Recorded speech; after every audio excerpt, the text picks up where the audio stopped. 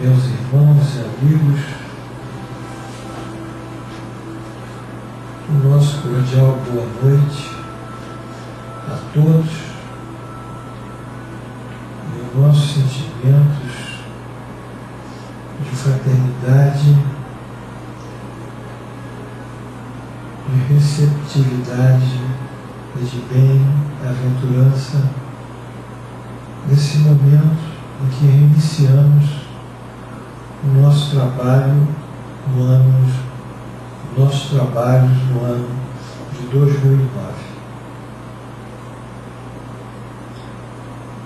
Estamos, como em todas as segundas-feiras, estudando o Livro dos Espíritos. Encontramos-nos na parte 3, o último capítulo que nós lemos foi a lei da justiça, do amor e da caridade. E nessa parte 3 que fala das leis divinas ou criadas por Deus, nós estudamos desde a primeira lei, que é a lei da adoração, até a 10ª lei, que é a lei da justiça, do amor e da caridade. Consagrando assim esse estudo a uma busca psicológico-espiritual de nós próprios, para que nós possamos, a cada dia, nos aproximarmos mais de Deus. E nos aproximarmos de Deus é efetivamente compatibilizarmos o nosso comportamento às leis divinas. E hoje entraremos no novo capítulo que fala da perfeição moral.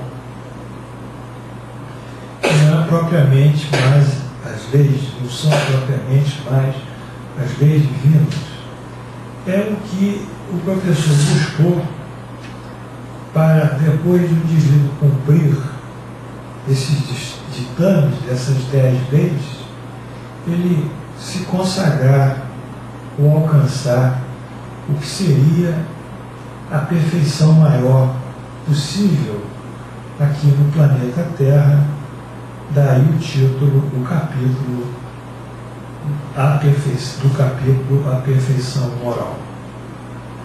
Então é com muita alegria no coração, com muito amor por todos, com muitos sentimentos de tranquilidade, de paz, é que damos por abertos os nossos trabalhos no dia 12 de janeiro do ano 2009, em nome de Jesus, em nome de Deus Onipotente, em nome de gerador espiritual da nossa casa e em nome de Paulo Apóstolo, o nosso pastor. Portanto, estão, pois, abertos os trabalhos nesta noite, pela graça de Deus. O Livro dos Espíritos, parte 3ª, capítulo 12, da perfeição moral. Pergunta 893. Qual a mais meritória de todas as virtudes?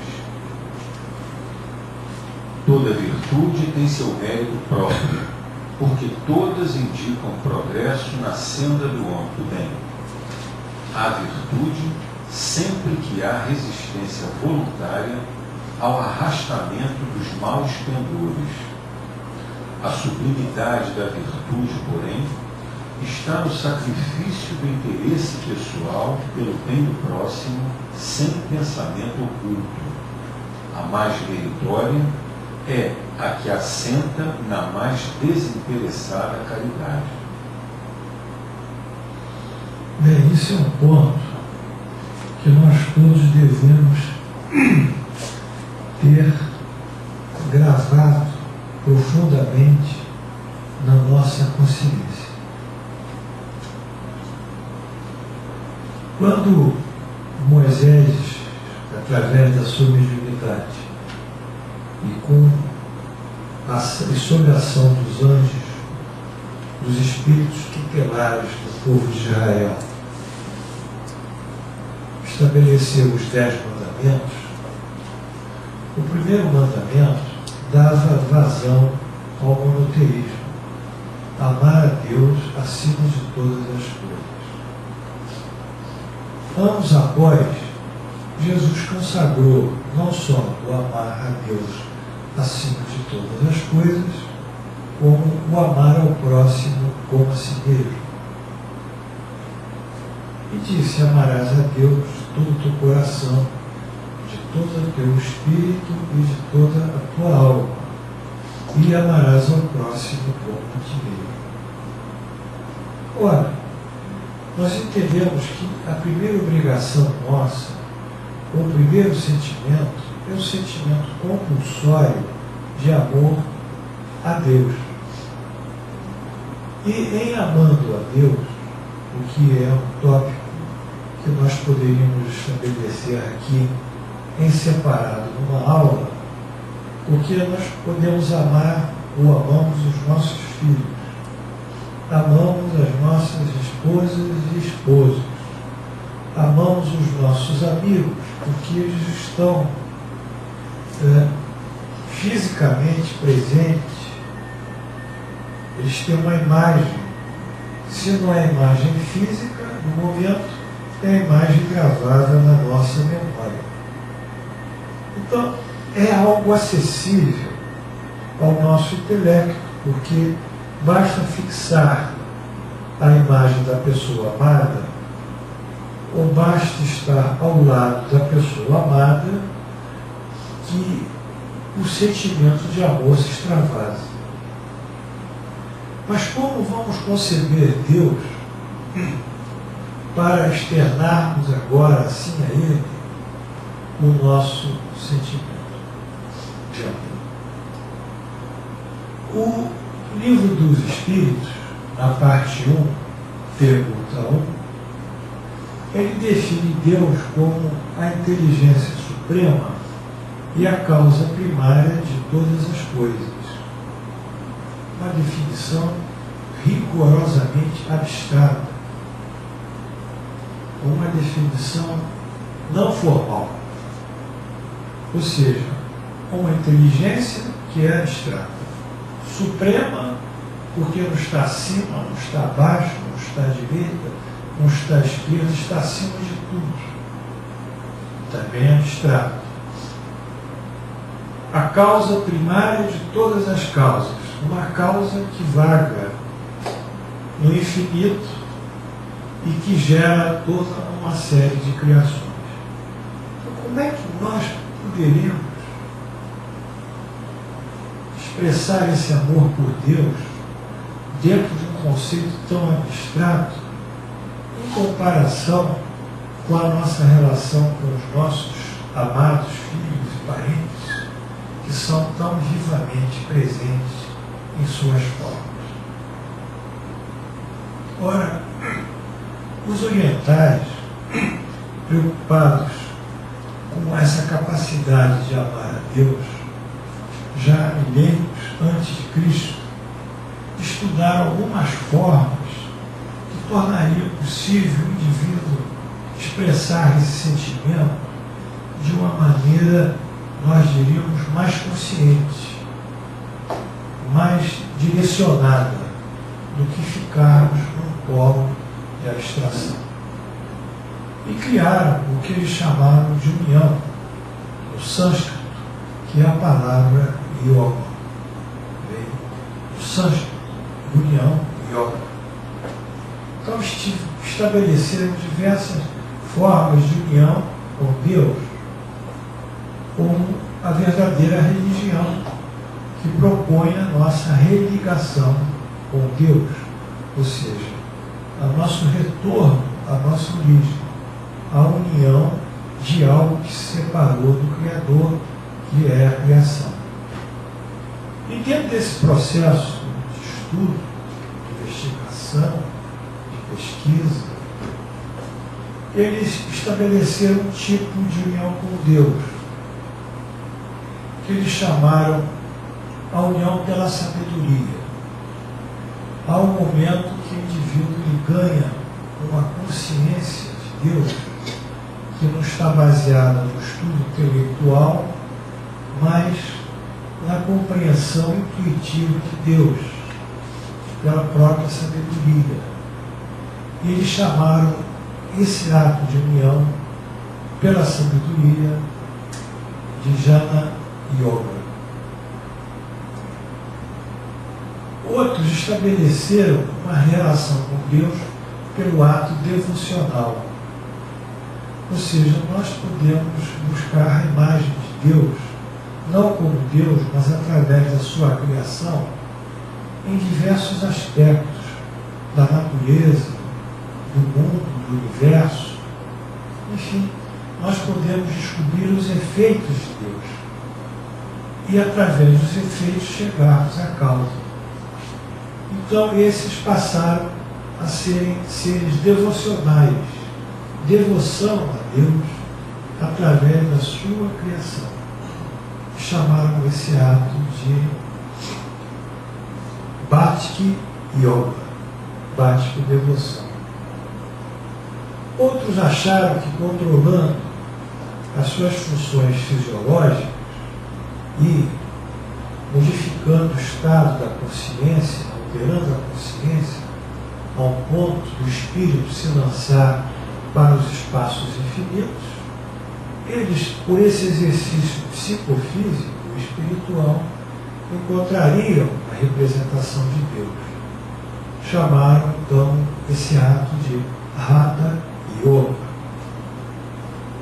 Outros buscaram Deus através do processo meditativo, no sentido não propriamente da alteração das funções fisiológicas, que levaria a uma alteração da consciência, mas sim de um domínio primário do pensamento, levando a um estado tal de abstração do pensamento das coisas do mundo, da memória, das imagens mentais, e centralizando essa abstração num foco finito. Então, esse processo de meditação que leva à aproximação de Deus, eles chamaram de Yoga real, Raja Yoga. E outros ainda viram que, impotentes de se dedicarem à devoção, aos exercícios psicofísicos da Hatha Yoga, impotentes de se dedicarem a esse processo de meditação, ou ainda de buscar uma sabedoria intuitiva, que demandaria um grande esforço, se lançaram na vida em busca de Deus através das suas ações no bem, das suas ações caritativas, o que eles chamam de karma, que vem do sânscrito ação, agir. Karma Yoga, a união com Deus pela ação. Desculpem se fui extenso, mas o ponto é complexo. Então, quando a doutrina espírita, ela diz que a virtude das virtudes é o indivíduo servir a Deus ao longo de toda a sua vida, e servir a Deus é servir a criação, porque como nós podemos servir a Deus e amarmos a Deus se não amamos a sua expressão na criação, na natureza, em tudo que existe, na vida, em tudo que se manifesta? Então, esse processo de se doar, de fazer do seu ego algo que se funde à própria infinitude da criação.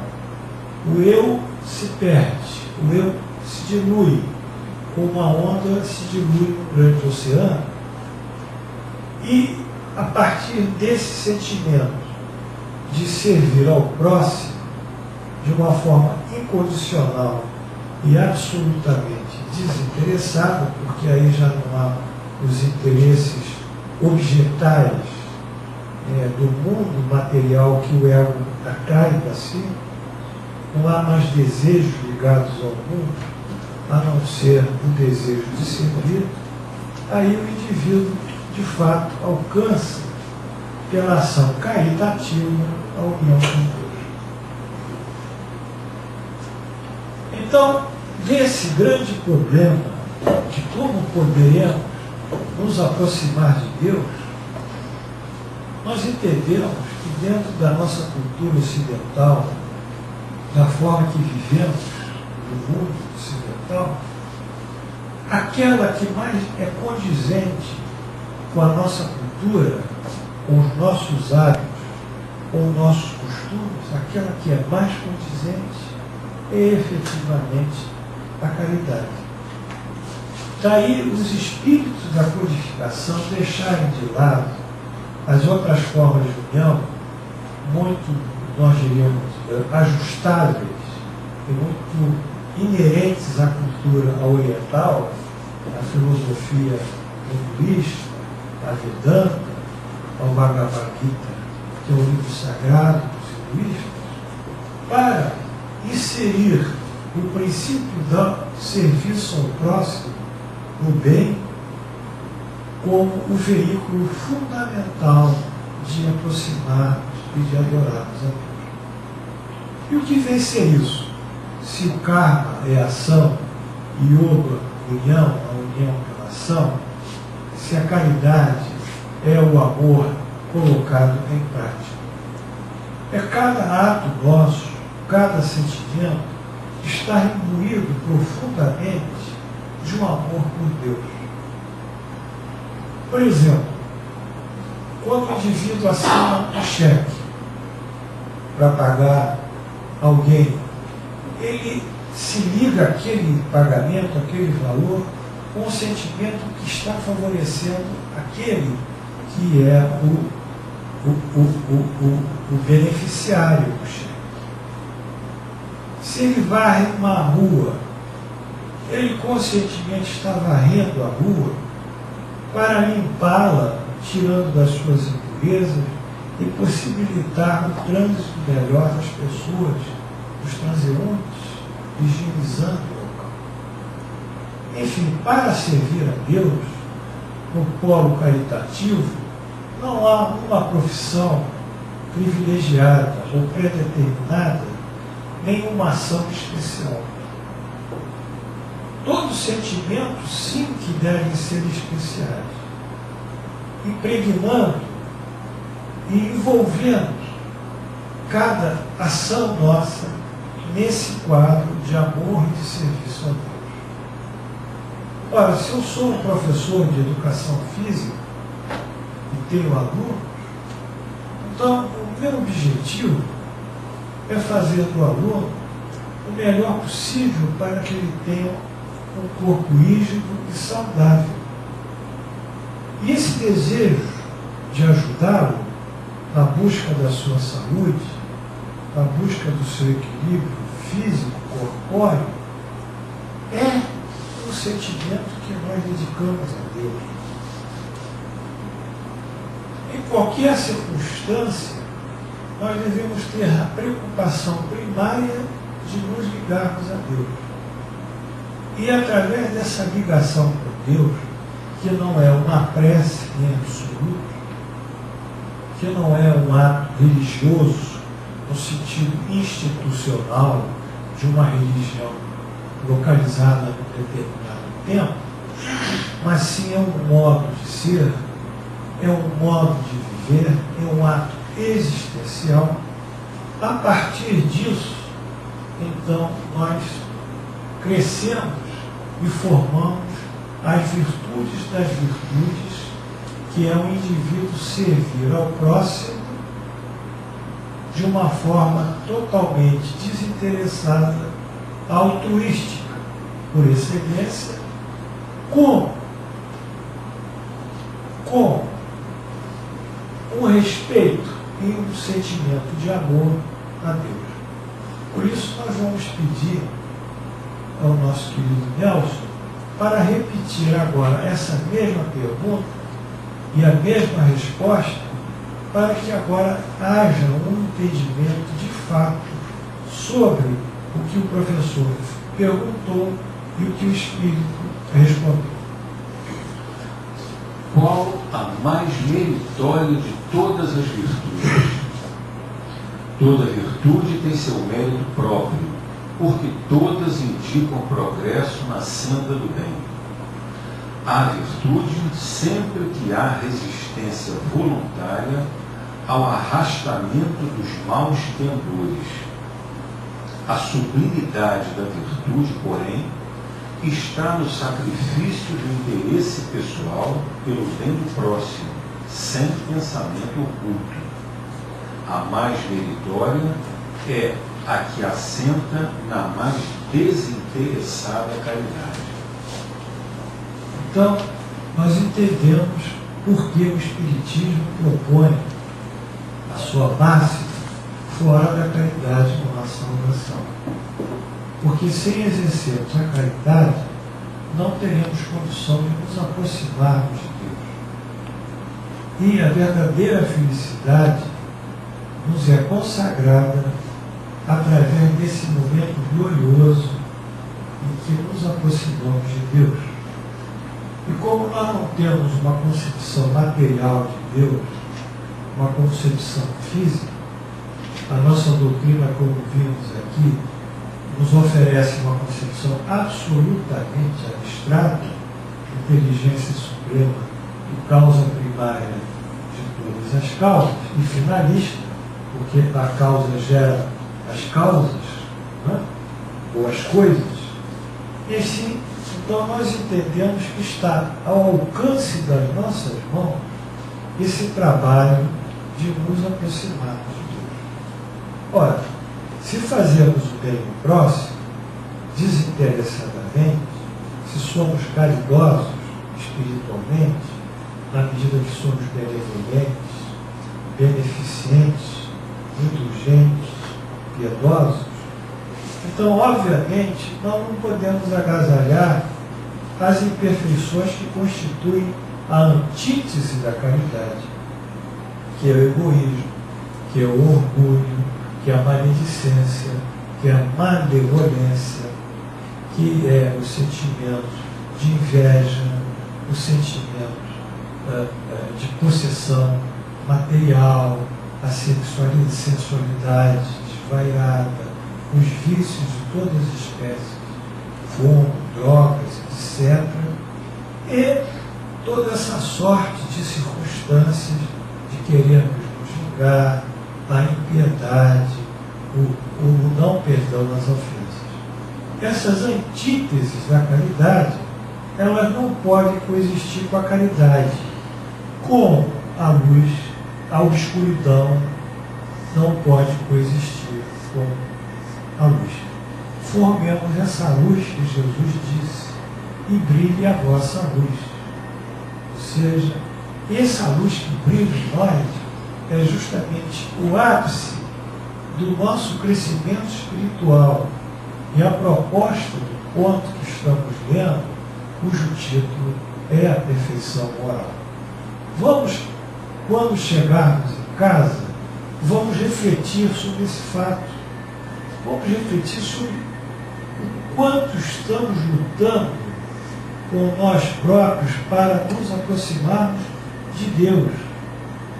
O quanto nós estamos nos esforçando num processo de autoanálise, um processo honesto, de sabermos se naquele dia falamos mal de alguém, pensamos mal de alguém, ou reprovamos alguém, levamos alguém a uma situação de hostilidade, de agressividade e de desamor, ou de prejuízo.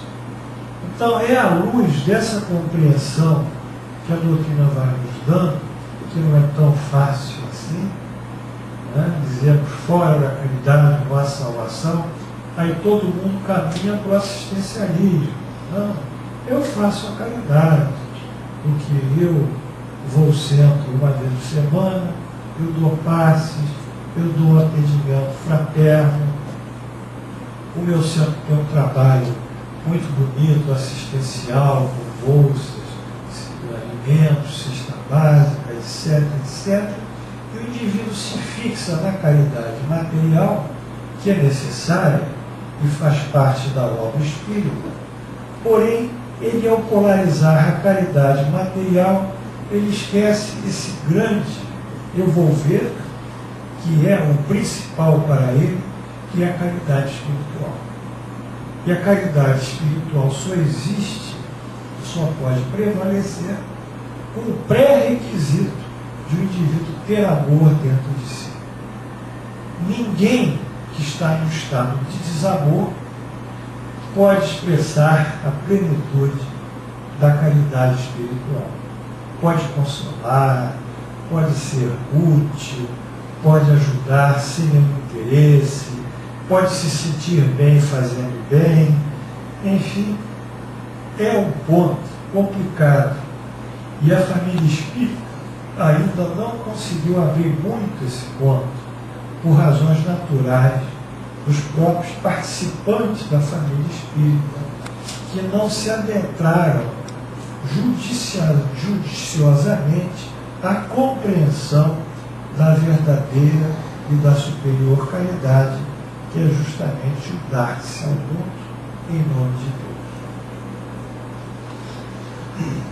Pergunta 894.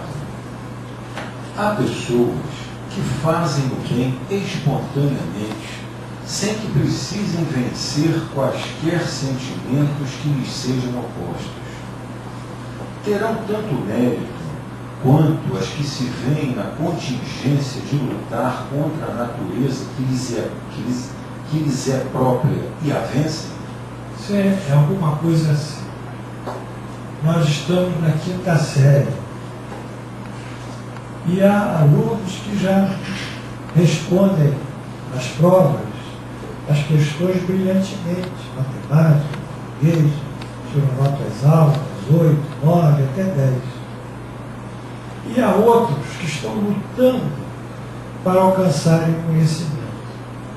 Ora, esses que já chegaram ao conhecimento, ou seja, a prática da virtude, é que no passado eles praticaram essas virtudes e lutaram contra as suas imperfeições. Por isso o mérito deles é espontâneo. Eles não lutam contra si, porque já o lutaram no passado. Enquanto os outros, que estão mais atrasados, estão lutando para alcançar um dia essa pontuação a essas notas. Então nós entendemos que não é justa essa comparação quem tem maior mérito. Lógico, aqueles que já praticam a virtude espontânea e naturalmente eles superaram as suas imperfeições. E aqueles que ainda praticam forçando a sua natureza, as suas imperfeições, ainda estão mais atrasados. Mas todos, no nosso modo de ver, estão progredindo. Alguns à frente, outros atrás, mas inexoravelmente, sempre para o bem e para um destino melhor. Só não tem que lutar aqueles em quem já há progresso realizado. Esses lutaram outrora e triunfaram. Por isso é que os bons sentimentos nenhum esforço lhes custam, e suas ações lhes parecem simplíssimas. O bem se lhes tornou um hábito. Devidas lhes são as honras que se costuma tributar a velhos guerreiros que conquistaram seus altos postos.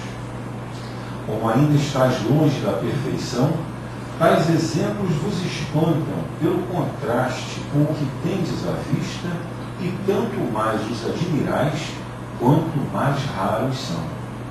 Ficais sabendo, porém, que nos mundos mais adiantados do que o vosso, constitui a regra o que entre vós representa a exceção. Em todos os pontos desses mundos, o sentimento do bem é espontâneo, porque somente bons espíritos os habitam. Lá, uma só intenção maligna seria monstruosa exceção. Eis porque neles os homens são ditosos. São felizes. É mais ou menos o seguinte: o indivíduo que adquiriu as suas virtudes, vocês acham que ele fala das suas virtudes? eu sou humilde, eu sou despreendido, eu perdoo. Há um estudo na psicanálise que diz que a afirmação é a negação. É um princípio antitético, muito bem estudado por Freud. Quando o indivíduo afirma que é bom, que é humilde, que é caridoso, ele ainda não realizou a virtude total da caridade, da humildade e dessas virtudes outras. Porque ele tem que se firmar afirmando aquilo que ele pretende mostrar que é. Então, ele não chegou a esse ponto.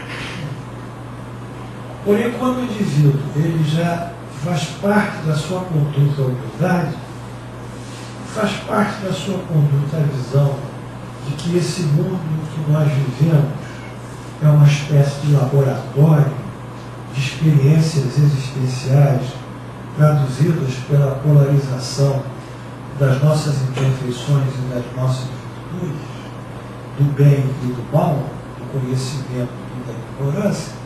Quando o indivíduo já está mais ligado ao mundo espiritual, onde já não há essa polarização, mundos espirituais elevados, então esse indivíduo ele se conduz naturalmente com humildade, com singeleza, com piedade, com brandura, com amor, porque essas coisas já fazem parte da sua própria personalidade. Então entendemos as dificuldades que muitas pessoas dizem dentro da doutrina espírita, que conhecem o espiritismo, que sabem da lei da reencarnação, que sabem da lei da causa e efeito, que se fulano passa por isso, é porque em vida passada ele cometeu um erro, ou que nessa vida ele foi um indivíduo intempestivo, desequilibrado, um indivíduo, às vezes, levado pelos impulsos e pela emoção. Então, delineia um quadro intelectualmente perfeito. Mas, viver a caridade é mais ou menos assim. Eu posso, intelectualmente, teoricamente, escrever uma laranja. Posso fotografá-la, posso mostrar os tecidos que compõem a laranja, toda a sua morfologia, toda a sua fisiologia.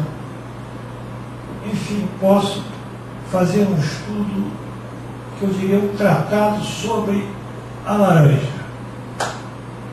Mas se eu não provo um pouco da laranja, um gomo, ou seja, uma laranjada, eu não sei o gosto.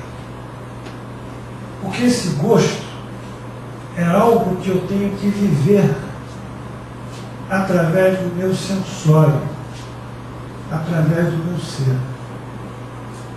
Então, esses indivíduos são altamente intelectualizados e falam das virtudes, porém eles não provaram essas virtudes, ou seja, eles não vivem essas virtudes.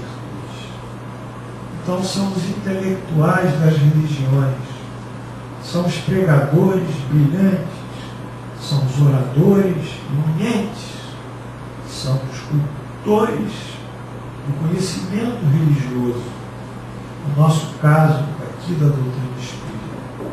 Porém são insípidos, não têm sabor, porque não praticam, e só poderão realmente vivenciar essas virtudes a partir da sua prática. Então isso é muito inteligente e muito interessante, porque quando nós começamos numa casa espírita, nós vemos que é um ambiente diferenciado, porque não tem quadros, não tem imagens, as paredes são nuas, os palestrantes não têm roupas especiais, não há nenhuma paramentação, nada, apenas um palestrante, um representante da casa na mesa, onde se dá a palestra, as pessoas que vêm são simples, nada se exige, nada se cobra, nada se pede. Então nós ficamos encantados, inclusive com a própria filosofia espírita. Esse é o primeiro passo. Mas para nós vivenciarmos essas virtudes, nós teremos que realmente buscarmos dentro de nós, com muito trabalho, muita humildade, com muita determinação, esses conhecimentos e praticá-los. Ou seja, saborearmos, termos o paladar do suco de laranja. Então não nos iludamos com o nosso intelecto, isso é uma ilusão. Não nos iludamos com a nossa cultura, nosso conhecimento, isso é uma ilusão. Não nos iludamos se falamos e citamos Emmanuel, André Luiz, se citamos Joana de Ângeles, se citamos Ivone Pereira, Herculano Pires, esses mestres da doutrina, se citamos Kardec, professor Kardec. Entendamos que esse ato natural de viver na virtude é que testificará termos nós alcançado a virtude. Por isso Jesus dizia: conhecerás a árvore pelos seus frutos. Conhecerás as causas pelos seus efeitos. E os efeitos em nós são os nossos próprios comportamentos, silenciosos, discretos, humildes, cheios de amor, de tolerância. E é isso que edificará em nós realmente a aquisição da perfeição moral. Pergunta 895. Postos de lado os defeitos e os vícios acerca dos quais ninguém se pode equivocar, qual o sinal mais característico da imperfeição? Bem, veja o que é mais característico da imperfeição. É justamente o polo oposto, a oposição à perfeição. Se nós dissemos que a perfeição está nessa renúncia da nossa individualidade, na renúncia do nosso ego total, mente desinteressada, para servir o próximo, que é um atributo, uma expressão do amor que dedicamos a Deus. Ora, se o polo superior é justamente a dissolução do nosso individualismo, do nosso egoísmo, para uma vida pluralista e altruística, nós entendemos que o marco da imperfeição é o egoísmo.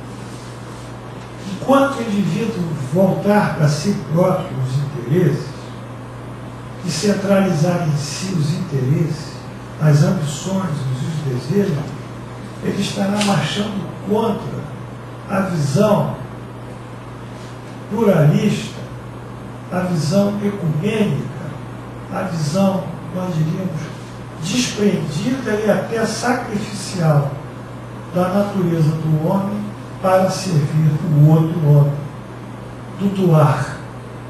Enquanto o homem retém, ele se empobrece espiritualmente. Enquanto ele dá, ele se enriquece espiritualmente. Por isso o marco da imperfeição, o núcleo próprio da imperfeição está aí, no egoísmo.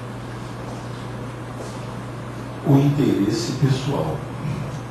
Frequentemente, as qualidades morais são como, num objeto de cobre, a douradura que não resiste à pedra de toque. Pode um homem possuir qualidades reais que levem o mundo a considerá-lo homem de bem. Mas essas qualidades, conquanto assinalem um progresso, nem sempre suportam certas provas. E às vezes, basta que se fira a corda do interesse pessoal para que o fundo fique a descoberto. O verdadeiro desinteresse é coisa ainda tão rara na Terra que, quando se patenteia, todos o admiram como se for um fenômeno.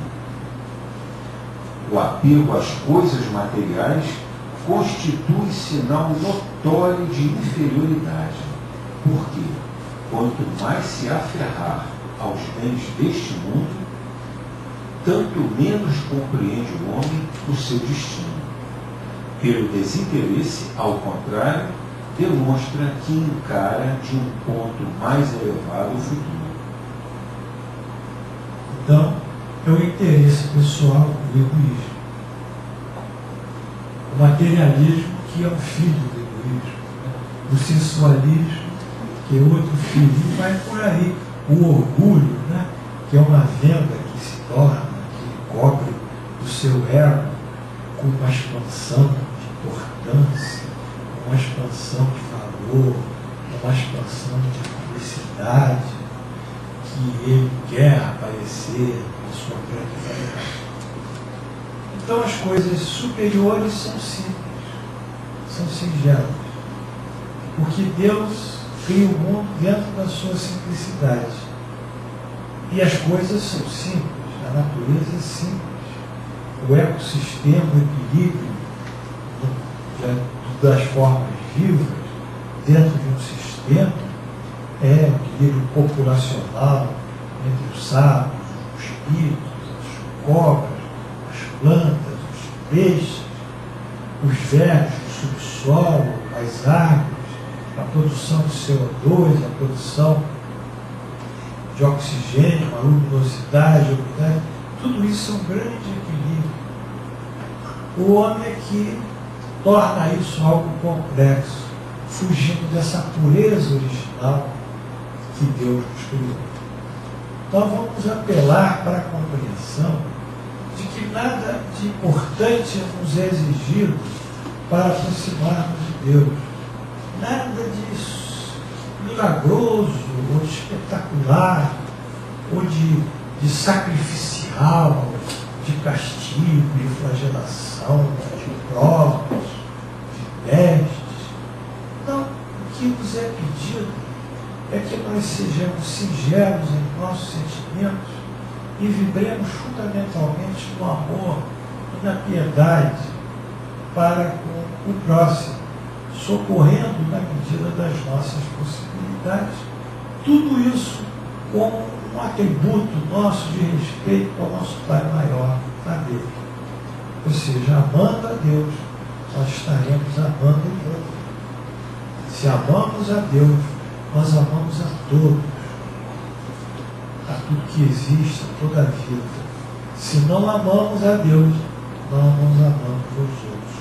Nós não podemos amar no sentido lógico, que é o grande desprendimento próximo, fazendo da nossa vida um ato de desinteresse, se não amarmos a Deus. Então é por isso que o primeiro mandamento é o mandamento de submissão a Deus, o mandamento de gratidão a Deus, o mandamento de reconhecimento de Deus e o mandamento de amor a Deus. E um mandamento, muitas vezes, de pedido a Deus, de petição a Deus. É de Deus que nós temos, através de Deus, corporificar justamente esse laço de desinteresse para com o mundo. E, através disso, criarmos em nós o sentimento de caridade e tudo aquilo que deflui da caridade. Pergunta 896. Há pessoas desinteressadas, mas sem discernimento, que prodigalizam seus haveres sem utilidade real, por lhes não saberem dar emprego criterioso. Tem algum merecimento essas pessoas? Tem a pessoa que gasta dinheiro. Tem dinheiro e vai gastando dinheiro assim, sem nenhuma finalidade maior. Tem o do desinteresse, porém não o do bem que poderiam fazer. O desinteresse é uma virtude, mas a prodigalidade irrefletida constitui sempre, pelo menos, falta de juízo.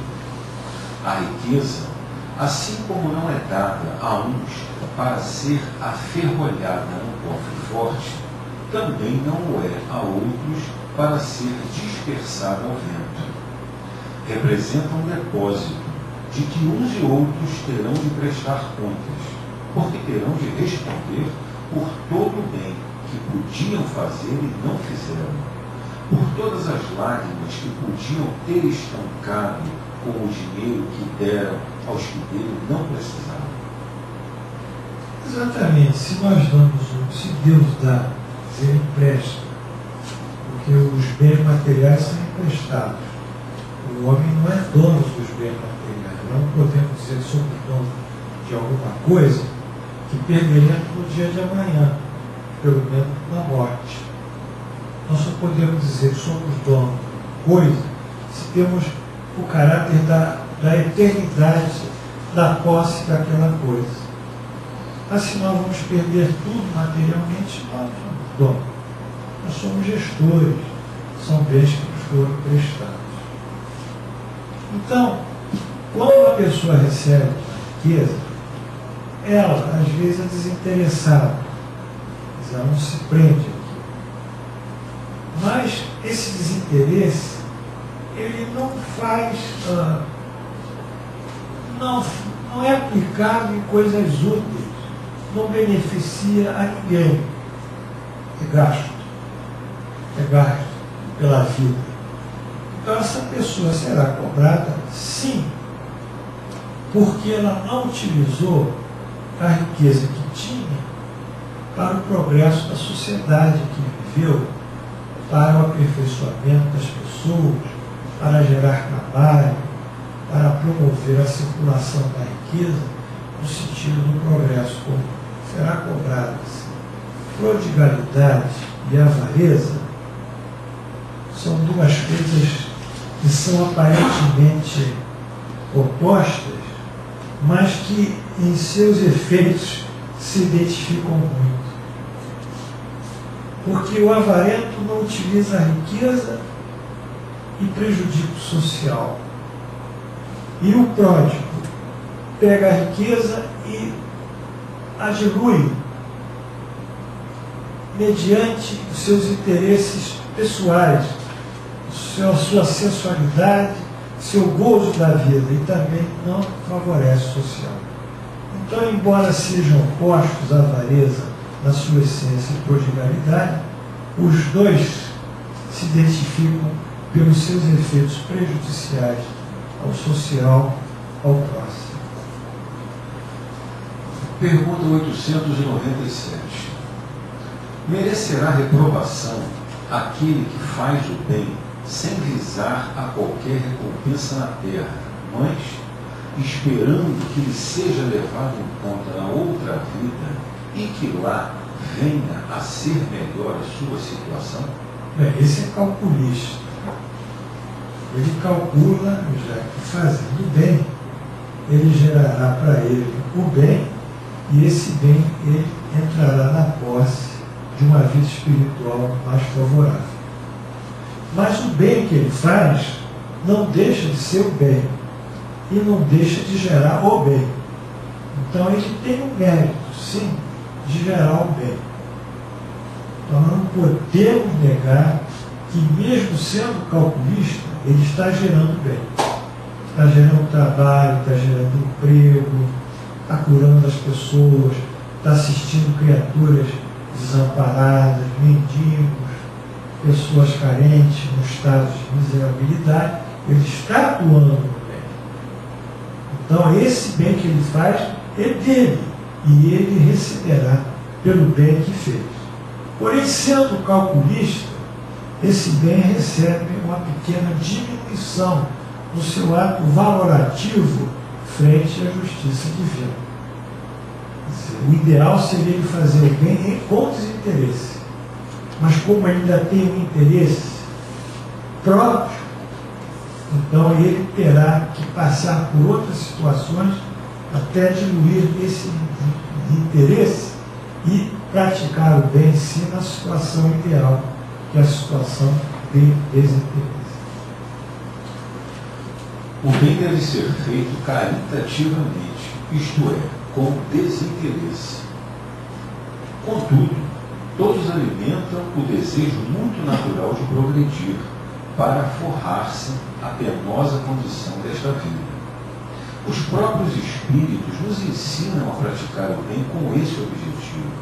Será então mal pensarmos que praticando o bem podemos esperar coisa melhor do que temos na terra? Não, certamente.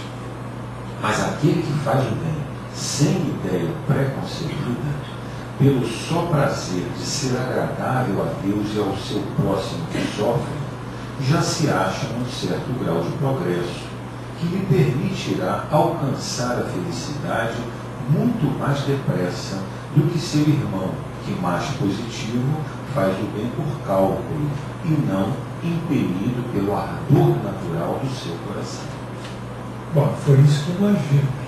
O bem que ele faz é sempre o bem, e sendo o bem, gerará o bem para si. É a lei da causa e efeito. Mas como ainda está machetado esse bem que ele faz, inudoado por um grau de interesse pessoal, ele terá que responder pelo interesse pessoal que ele colocou na sua ação do bem. E agora, aquele que faz o bem desinteressadamente, esse então chega a uma posição de maior felicidade e de aproximação de Deus. Não haverá aqui uma distinção a estabelecer-se entre o bem que podemos fazer ao nosso próximo e o cuidado que pomos em corrigir-nos dos nossos defeitos? Concedemos que seja pouco meritório fazermos o bem com a ideia de que nos seja levado em conta na outra vida. Mas será igualmente indício de inferioridade emendarmos-nos, vencermos as nossas paixões, corrigirmos o nosso caráter com o propósito de nos aproximarmos dos bons espíritos e de nos elevarmos? Não, isso é um passo. É um passo. Tem interesse de se aproximar dos bons espíritos e por isso ele quer fazer o bem. Quer melhorar a sua vida. Ele tem um interesse. Mas chegará um momento que ele fará o bem pelo próprio bem. Porque o bem que ele fizer gerará nele um sentimento de plenitude e de felicidade. Aí ele não conhecerá outro prazer no mundo que possa substituir o outro gozo qualquer que possa também substituir o sentimento que ele recebe dentro de si ao fazer o bem ao próximo. Mas já é o caminho. Por favor, ele já está fazendo algum esforço. Não diminuamos o indivíduo que já está, pelo menos, lutando para se melhorar, mesmo guardando um certo grau de interesse. Já é um esforço e deve ser estimulado. Não. Quando dizemos fazer o bem, queremos significar ser caridoso. Procede como egoísta todo aquele que calcula o que lhe possa, cada uma de suas boas ações, render na vida futura, tanto quanto na vida terrena. Nenhum egoísmo, porém, há em querer o homem melhorar-se para se aproximar de Deus, pois que é o fim para o qual devem todos tender. Pergunta 898. Sendo a vida corpórea apenas uma estada temporária neste mundo, e devendo o futuro constituir objeto da nossa principal preocupação, será útil nos esforcemos por adquirir conhecimentos científicos que só digam respeito às coisas e às necessidades materiais? Absolutamente. Há uma passagem no provérbio que diz: a verdadeira sabedoria é adquirir a sabedoria. O ato de nós procurarmos o saber, o conhecimento, e no caso da pergunta proposta pelo professor Kardec, o conhecimento científico, em nada nos diminui. Porque esse conhecimento científico, ele trará benefícios, mais uma vez, à sociedade e ao mundo em que vivemos. Se nós descobrirmos o tratamento de uma bactéria, de um vírus através de uma droga, então nós estamos ajudando a sociedade. Se nós criamos um novo recurso para movimentar uma máquina e gastar menos energia, nós estamos ajudando a sociedade. Não vamos ter essas situações de radicalização.